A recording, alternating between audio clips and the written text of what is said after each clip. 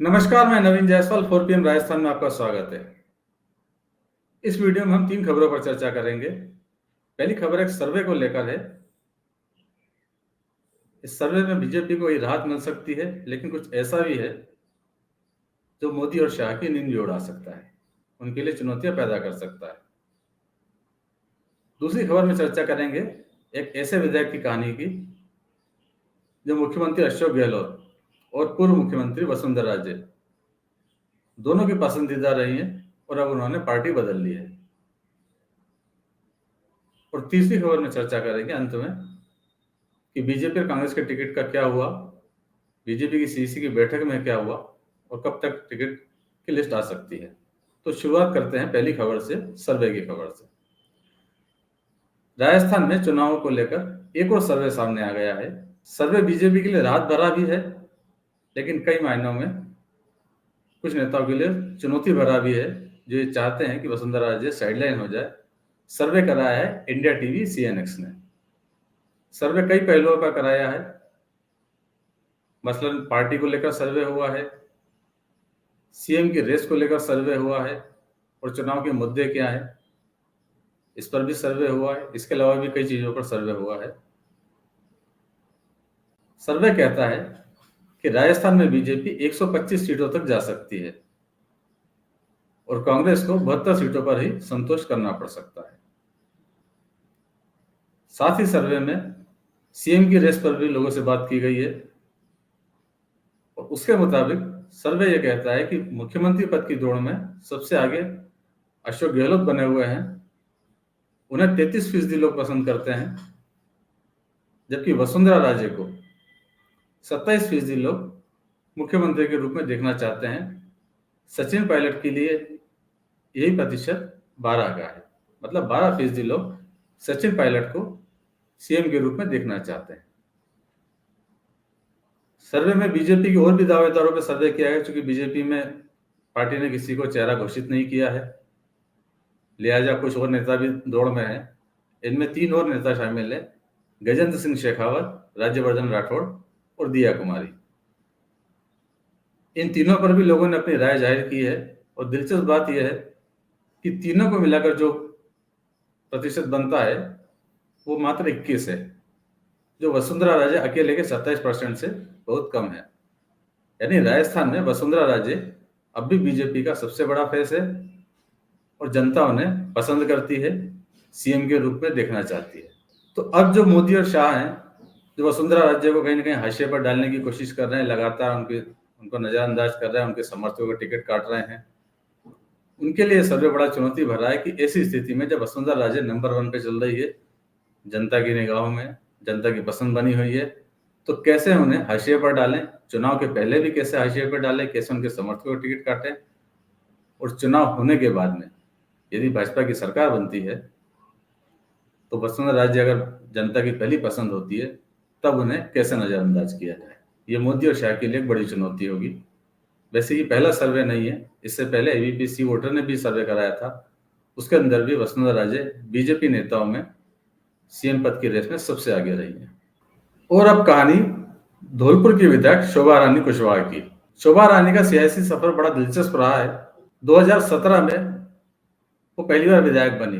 विधायक वो तब बनी जब उनके पति बीएल कुशवाहा को एक हत्या के मामले के अंदर जेल हो गई, जेल की सजा हो गई। उसके बाद उन्हें अयोग्य करार ठहरा दिया गया और धौलपुर की सीट पर उपचुनाव हुए। बीएल कुशवाहा बसपा से चुने गए थे, लेकिन जब शोभा रानी ने उपचुनाव लड़ा, तब वो बीजेपी की प्रत्याशी बन गई।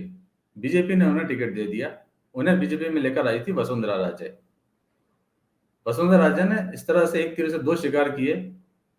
चूंकि धौलपुर उनका गृहनगर है वसुंधरा राजे का, वहां की वो धौलपुर की महारानी कही जाती हैं और वो सीट बसपा के खाते में थी, तो शोभा रानी को उन्होंने बीजेपी ज्वाइन कराया और उपचुनाव के अंदर 2017 में शोभा रानी बीजेपी के टिकट पर चुनाव जीत गई, पहली बार विधायक बनी और धौलपुर की सीट बीजेपी को मिल गई।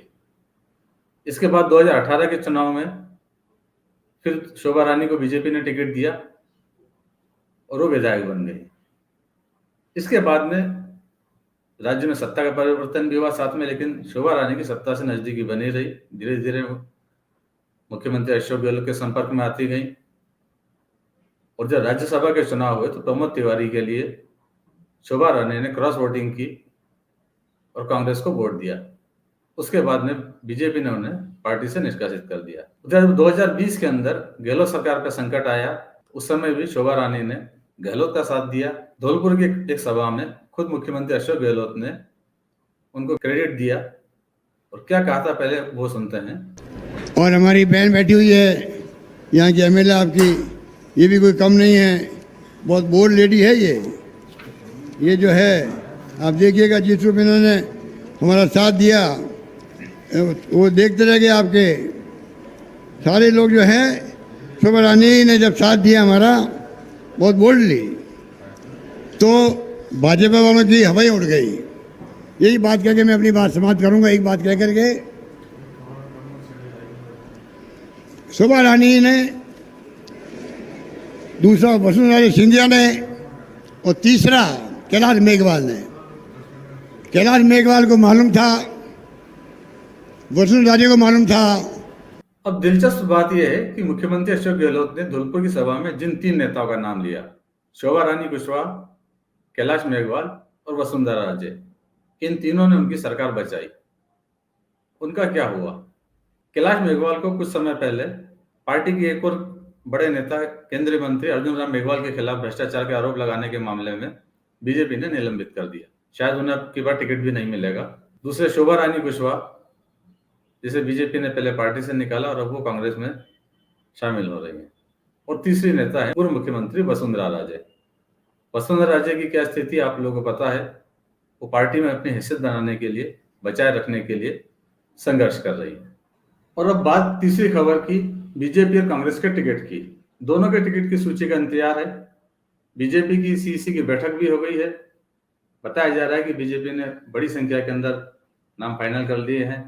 वो 70-80 भी हो सकते हैं, 100 तक भी जा सकते हैं। बहुत सारे एमएलए के टिकट फाइनल हो चुके हैं।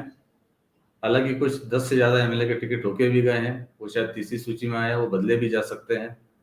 माना जा रहा है कि जो निष्क्रिय हैं, पार्टी के खिलाफ बयानबाजी करते रहे हैं, उनके टिकट बीजेपी बदलेगी, उनके टिकट काटेगी। देखते हैं कब तक लिस्ट आती है। दूसरी तरफ कांग्रेस की भी लिस्ट का इंतजार है, उसकी भी लिस्ट फाइनल है। एक दिन पहले मुख्यमंत्री अशोक गहलोत ने एक सभा के अंदर 5 कैंडिडेट के नाम पर जिताने की अपील भी कर दी। उधर धौलपुर में शोभा रानी कुशवाहा भी दावा कर रही कि उन्हें भी टिकट का आश्वासन मिला है। तो जब भी लिस्ट आती है हम आपको अगले वीडियो के अंदर अवगत कराएंगे किन किन के नाम कटे हैं, किन को इम्पोर्टेंस मिला है और वसुंधरा समर्थकों का क्या हुआ है। इस वीडियो में इतना ही। अंत में एक बार फिर आपसे अपील है, 4 PM राजस्थान को ज़्यादा से ज़्यादा सब्सक्राइब करें, वीडियो को लाइक करें, उस वीडियो के लिंक को शेयर करें। हम आपको लगातार खबरों से अवगत कराते रहेंगे। नमस्कार।